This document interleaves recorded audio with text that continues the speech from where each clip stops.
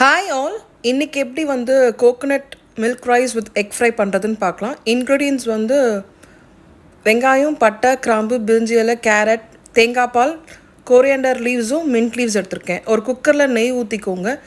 நான் வந்து refined oil தான் யூஸ் பண்ணுறேன். நீங்கள் எந்த எண்ணெய் யூஸ் பண்ணுறீங்களோ அதை எடுத்துக்கோங்க. நான் 2 மெம்பர்ஸ்க்கான அளவு தான் இன்றைக்கி சொல்ல போகிறேன்.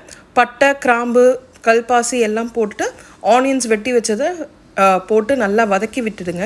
வதக்கி விட்டோடனே இஞ்சி பூண்டு பேஸ்ட் போட்டு அது ராஸ்மெல் போகிற வரைக்கும் நல்லா வதக்குங்க. ஆனியன்ஸும் வந்து நல்லா கோல்டன் ப்ரௌன் ஆகிற வரைக்கும் ஒரு 5 to 10 minutes நல்லா வதக்கி விட்டுக்கோங்க.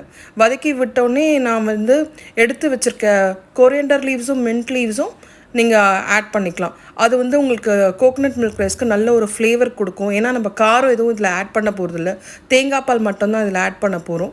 கரம் மசாலா, அப்புறம் வந்து கேரட் எடுத்திருக்கேன். நீங்கள் பீஸ் கூட போட்டுக்கலாம், ஏன்னா என் கிட்ஸ்க்கு வந்து பீஸ் அவ்வளோவா பிடிக்காது. அப்புறம் கல் உப்பு தேவையான அளவு எடுத்திருக்கேன். அதை நல்லா வதக்கி விட்டுக்கோங்க. நல்லா ஒரு 5 minutes நல்லா வதக்கிட்டு கொஞ்சோண்டு நான் வந்து காரத்துக்குன்னு இல்லை, டேஸ்ட்டுக்காக கரம் மசாலா மட்டும் எடுத்திருக்கேன். கரம் மசாலாவை நல்லா வதக்கி விட்டுட்டு அரைச்சி வச்ச தேங்காய் பால் ஊற்றிருக்கேன். நான் வந்து ஒரு அழகு பாஸ்மதி ரைஸ் இந்தியா கேட் தான் எடுத்திருக்கேன். 1.5 டம்ளர் தேங்காய் பால் எடுத்திருக்கேன். கூட வந்து நம்ம ப்ளெயின் வாட்டர் ஆட் பண்ணியிருக்கேன். இப்போ ஊற வச்சிருந்த பாஸ்மதி அரிசி எடுத்து இந்த போட்டு ஒரு 2 whistles வச்சு ஆஃப் பண்ணிவிடுங்க. ஆஃப் பண்ணிவிட்டு அதை எடுத்து நீங்கள் சர்வ் பண்ணலாம். பண்ணி பார்த்துட்டு எப்படி இருக்குன்னு கமெண்ட் பண்ணுங்கள். நெக்ஸ்ட்டு சைட் டிஷ் வந்து எக் ஃப்ரை. அது வந்து ஒரு 10 minutes நல்லா வேக வச்சுட்டு அந்த முட்டையை அவிச்சு எடுத்துக்கோங்க. வெரி சிம்பிளாக 5 minutesல பண்ணிடலாம் இந்த முட்டை ஃப்ரையை.